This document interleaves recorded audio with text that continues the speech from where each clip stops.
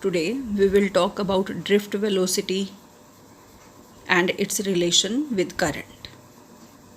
In case of metals, we have large number of free electrons.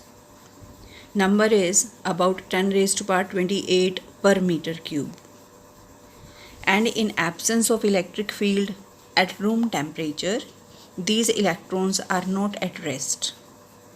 They are moving randomly, approximately with the velocity 10 raised to power 5 meter per second. But this movement of electrons is of no use, because if I will consider this is a conductor, then as many electrons are moving in this direction, equal number of electrons are moving in this direction. So net flow of charge in a particular direction will come out to be 0. And when no net flow of charge is there, then I cannot consider that current is flowing through this wire. So a simple copper wire that is lying on the table has large number of free electron density. Electrons are not at the state of rest. They are moving with the velocity 10 raised to power 5 meter per second, which is not a small value of velocity. But then also we are not going to experience any shock or current when we are going to touch the wire, because all electrons are moving randomly in different direction.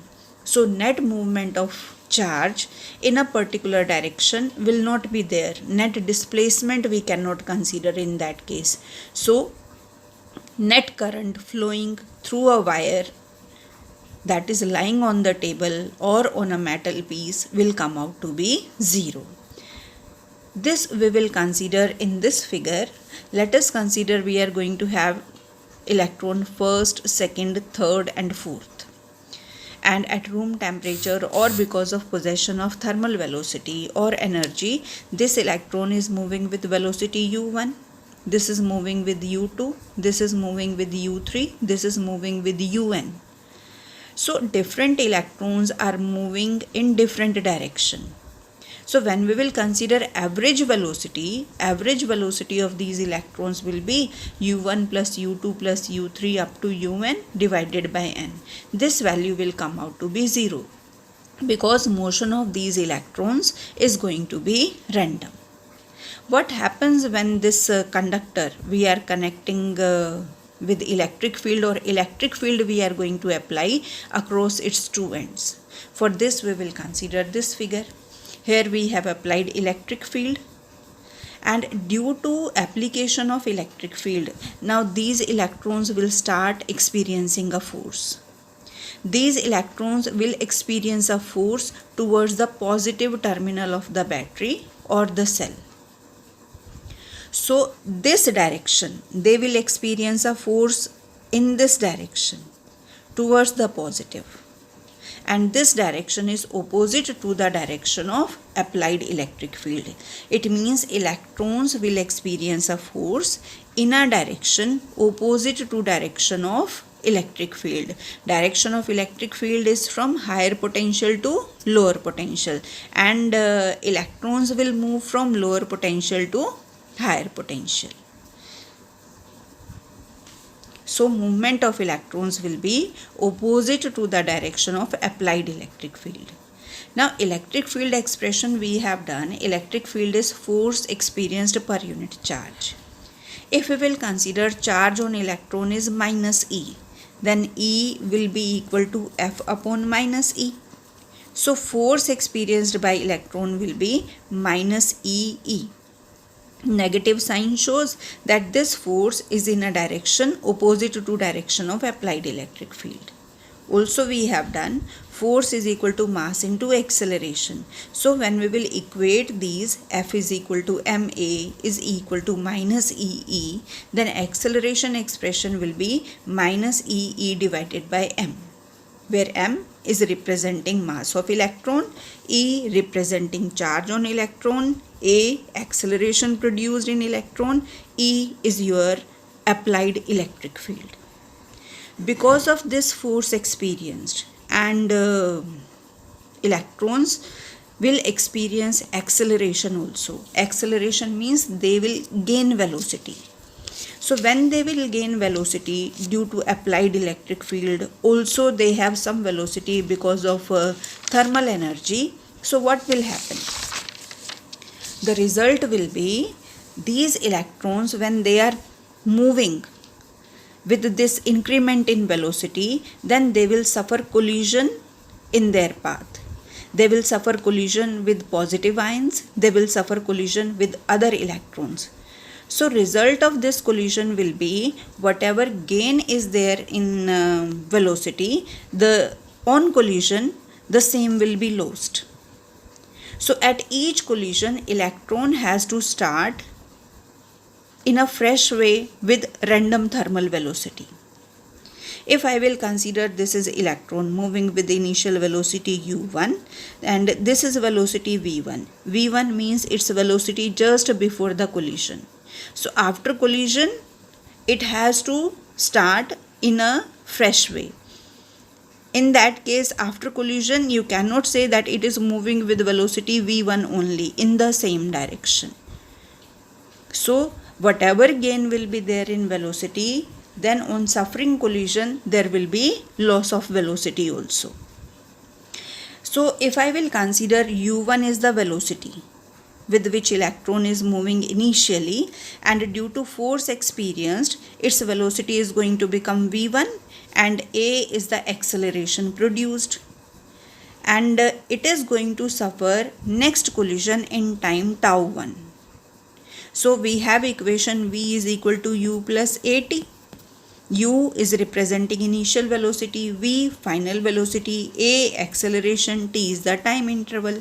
If I will use the same equation here, then v1 is the velocity just before suffering the collision, u1 initial velocity, a acceleration produced, and this tau 1 is the time taken to suffer next collision. This is for first electron and similarly for nth electron.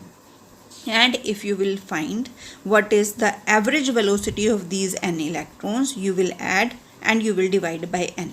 So Vd will be V1 plus V2 plus Vn divided by n. When you will put the values, then you will get U1 plus A tau 1 plus U2 plus A tau 2 plus Un plus A tau n divided by n. From this, I will separate it in two parts. First part, Vd is equal to U1 plus U2 plus Un divided by n plus A within bracket tau 1 plus tau 2 plus up to tau n divided by n. Now this initially we have done that in absence of external electric field, the net velocity will come out to be 0. So you will put 0 here. So Vd will be A tau. What is this representing? This is representing relaxation time. What is relaxation time? Relaxation time is average time between two successive collision of an electron. So when you will consider average time between two successive collision, then this will be known as a relaxation time. And in this equation, we are left with Vd is equal to A tau. If using this equation, A is equal to minus E upon m. This relation if you will use here, then what will be result? Vd will be minus em and this numerator will be multiplied by tau. This is representing expression for drift velocity. What is drift meaning? Drift meaning means a force is acting and that is making something to move along its direction. In this case, see, if you will focus on this green line, this is representing the path of electron. Electron is going to start from here, suffering collision, then moving in this direction, then suffering next collision, then moving in this direction. This is showing the path in absence of electric field. And when you will apply electric field, let us consider this is direction of applied electric field. So electron will experience a force in a direction opposite to applied electric field. Electric field is applied in this direction. Electron will experience a force in this direction. So in absence, this was the path followed. In presence of electric field, electron will not follow this path. This will be the path followed. This and this.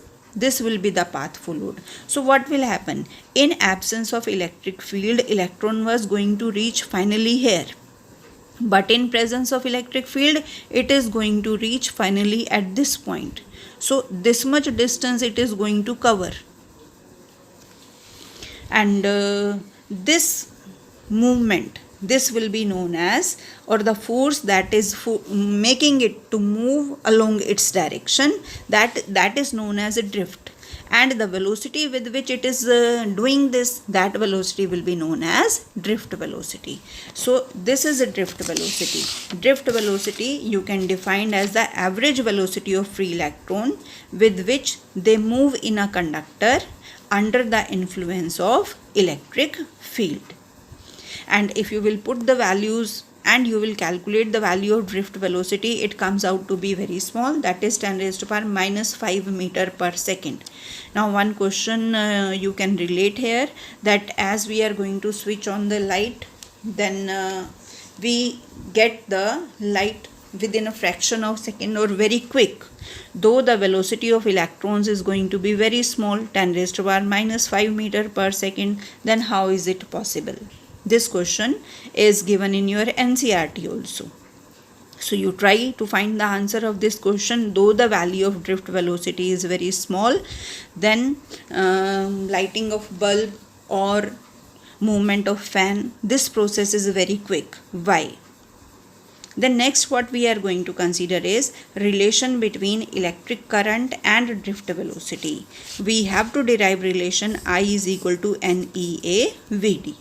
For this we have considered this piece of wire or conductor with length L and area of cross section A.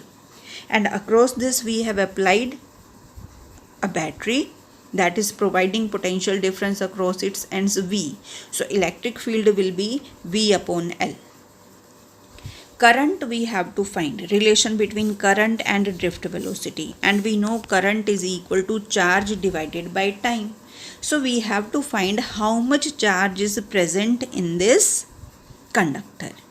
And for this we know small n is representing number density of electron. Meaning of number density of electron means number of electrons per unit volume. So if L is length, A is area of cross section, total volume will become AL. We are looking for how many electrons are present in this volume. So N will be number of electrons divided by volume. So number of electrons, volume you will replace by AL.